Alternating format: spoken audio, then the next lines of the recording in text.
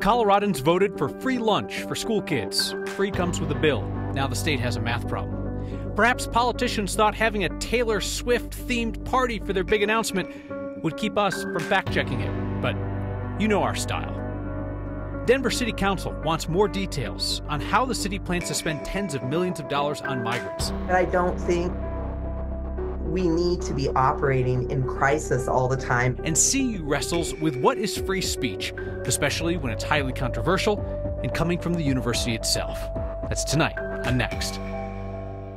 There is no such thing as a free lunch. The free school meals that Coloradans voted for 2 years ago are paid for by higher taxes for higher income earners. There were other promises on that ballot measure, like higher pay for school cafeteria workers. Our Marshall Zellinger found out some of those promises may be broken. The buffet line with fresh fruit, veggie trays, teriyaki chicken, and egg rolls, well, that's the lunch line at Mountain View Elementary School in Aurora. I think a lot of people have no idea how far we've come. Kim Kilgore runs food nutrition services for Cherry Creek Schools. The district has seen school meal participation increase from 25,000 meals a day to 35,000 meals. Our schools and our cafeterias were not built to serve the percentage of students that we are right now. The kitchens, coolers, and freezers are not big enough for all the food needed in a week. One of the unintended challenges of the popularity of school meals, since they are now offered at no charge because of Proposition FF. This is what voters saw in 2022 when choosing yes or no on FF. Taxing households of more than $300,000 in return for free school meals and these three things: purchase Colorado-grown food, increase wages for school meal employees, and move toward a minimal reliance on processed products. Those three programs are about a $22 million cost for next school year. And so that's part of what the Joint Budget Committee is contemplating, maybe postponing those. Brian Riley is the director of school nutrition for the Colorado Department of Education, which notified the lawmakers that handle the state's budget that because of inflation and popularity, Healthy School Meals for All is short $24 million this year, and it gets worse. Next year, potential shortfall is up to $49 million. Why look at the milk carton half empty when you can focus on the number of milk cartons being handed out? We heard a few weeks ago from the Colorado Department of Education that, the updated projections indicated that the program is incredibly popular. Mark Jacobson is with Hunger Free Colorado, which pushed Prop FF with the promises of increased wages and locally sourced food that may not be able to be kept. There are ways to make it work, even with, being a little budget conscious. The core piece of this, the food for kids is safe. That is not going anywhere. Democratic State Senator Jeff Bridges is on the Budget Committee and sponsored the bill that put Prop FF in front of voters. So he'll be partially responsible for finding funding to keep the three promises beyond free school meals. I would feel disappointed that we put that in there not knowing that we could back that up. The 6 lawmakers on the Joint Budget Committee tomorrow will try to figure out how to backfill $24 million missing dollars for this school year. But as I heard from the Colorado Department of Education, if you don't fund those 3 grant programs, that's $22 million of the $24 million. Lawmakers appear to be ready to protect free school meals, but those other things that voters were promised, Kyle, are either unfunded or up to local districts to figure out, well, we could pay for it out of our own money. We weren't supposed to, but if we want to, we could try to do that. You see about all those cafeteria workers that are just like working like crazy now to accommodate all these kids who are coming in to get free meals. Yeah, with extra work needed because the kitchens aren't big enough, more people are eating in school, and they're thinking, hey, maybe we're going to get more money because that's what people heard on the ballot, and maybe they're not going to get more money now. My daughter's kindergarten lunch today was chicken nugget sandwich, which is what she calls the chicken patties, because she doesn't know what chicken patties exist, right? Yeah. Because she's 6, right? So she lives in a chicken nugget world, and she's like, yeah, they take a huge nugget and they put it in a sandwich. That was my favorite meal when I was in school. My favorite meal, and I'm not joking, Aurora Hills Middle School, French fry bar. I don't remember anything else being served that day except nothing but steak fries. Oh, yeah. They probably couldn't do that today. They'd get like a complaint with the government. That sounds amazing. All right, Marshall, thank you. Politicians led by the governor gathered today to pat themselves on the back for, quote unquote, fully funding schools for the first time in years. And of course, like everything else these days, The celebration was Taylor Swift themed. I am so excited to help you celebrate the culmination of years of hard work and advocacy, to celebrate that we will be entering, in partnership with the legislature, the fully funded era. So for months now, Democratic Governor Jared Polis has been bragging about a budget proposal that eliminates the budget stabilization factor, or the BS factor as they call it at the Capitol. Since 2009, the BS factor has allowed Colorado to take more than $10 billion in education funding and use it in other places. Last year, state lawmakers passed a bill forcing the state to quit doing that. So today, those legislators and the governor celebrated entering the fully funded era. Don't blame me, but you know all too well we're going to fact-check even Taylor Swift-themed political claims. Not trying to be mean. If you've watched Next, this is nothing new. Politicians make claims, we fact-check them. Sparks fly. It's me. Hi, I'm the problem. It's me. Ready for it? Fully funding Colorado schools only brings them to the level of funding they had in 1989. Look what you made me do. While it's significant that we were able to buy the BS factor down to zero, we are at funding of 35 years ago. So, you know, we had to give a little nod to Taylor Swift, but also recognize that we still have a long way to go in funding. This year, a bipartisan task force recommended the legislature change the state school funding formula altogether. I'm sorry about the Taylor Swift thing earlier. Should have said no. Colorado Democrats are abandoning their proposal to make it harder to ban books in our state's schools and libraries. That bill died quietly in committee yesterday. It would have limited who can challenge content in school or public libraries and require unanimous approval of a book ban from a school district committee. Critics of the bill, including conservative parent advocacy groups and charter schools, said that those decisions need to be made at the local level. After hearing testimony, the bill's sponsors tried to amend the bill to allow districts to put in their own book review process while also protecting staffers who refused to comply with book bans. But that amendment failed, and the bill was shelved for the year. The city of Denver says it has asked its agencies to cut up to 15% of their budgets to pay for the migrant crisis. But city council's point person on the budget says something isn't adding up. She wants more clarity before voting on how to spend tax dollars. Our Kelly Rinke has that.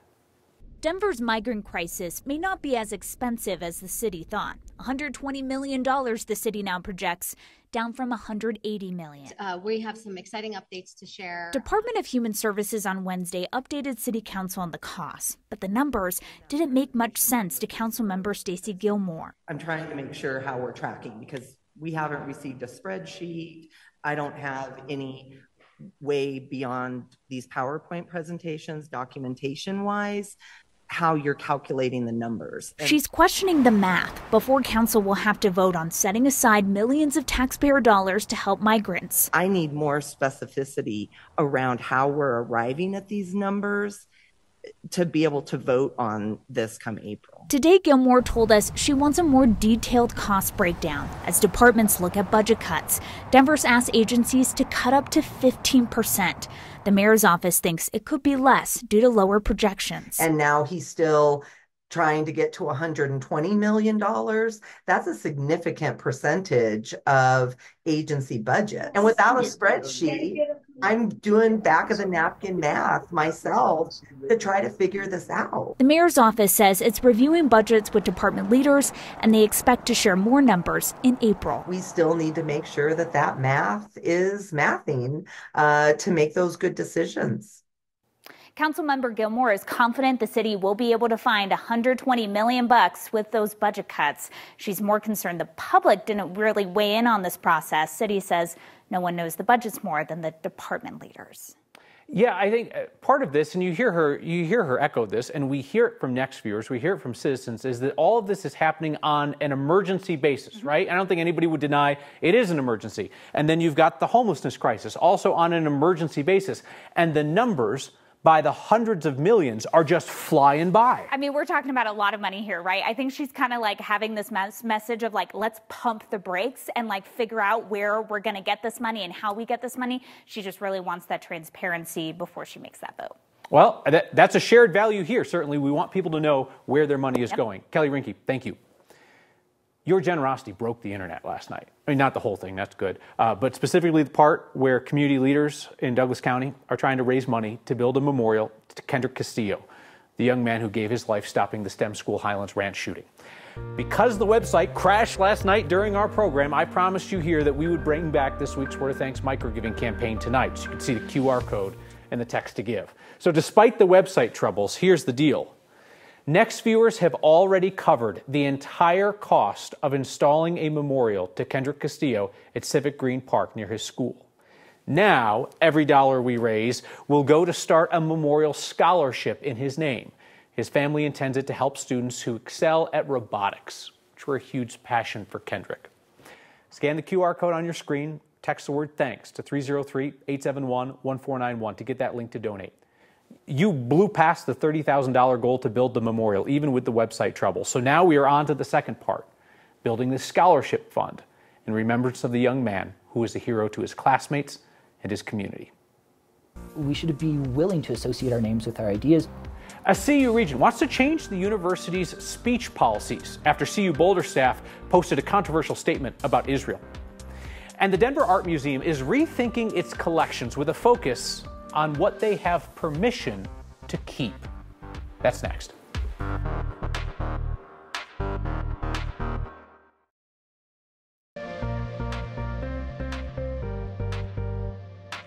Hard to believe it's the end of February and it's leap day, and we are looking at temperatures 15 to 20 degrees above average, in the 60s this afternoon. A beautiful weather pattern that will last into Saturday, but a Saturday storm brings mountain snow and a return of the wind to the Front Range later in the weekend. The wind isn't a big factor today, but that may be changing with the arrival of a Pacific front, which is just now moving on shore into California. We're still sitting in between storm systems today, but that moisture is coming. Snow for the mountains Saturday, wind for Denver Saturday, and maybe a brief rain-snow mix here on Sunday. Not tonight and not tomorrow. Beautiful weather for this evening and for your Friday. But Saturday, plan ahead. Heavy snow is expected, and this could cause National Weather Service to put out some winter weather and travel advisories for your weekend. 60s heading into the 50s after sunset tonight. Your 7-day forecast, we have 64 with sunshine on Friday, a fire weather watch Saturday, cooler weather with rain and snow Sunday. First few days of March, sunshine and 50s.